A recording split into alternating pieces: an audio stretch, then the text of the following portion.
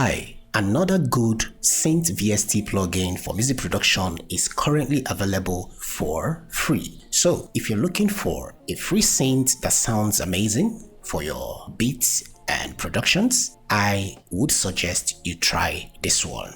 And the plugin is called Void Wave Synth. As you can see, Void Wave Synth is a dual wavetable synthesizer built for basslines, leads, pads, and plucks. And according to the developer, the sound hits. As you can see, it came with 2 oscillators, 8 filter topologies, a 12-slot mod matrix, 109 factor presets, and a 4-stage FX chain as a native VST3 plugin. It is available both on Mac and Windows. So this is not going to be an in-depth review. I just want to walk you guys through just a section of the presets. We'll focus on the leads so that you hear it in action. And as you can see, under these factor presets, they have the bass, the leads, the pads, the pluck. Alright, so let's check it out.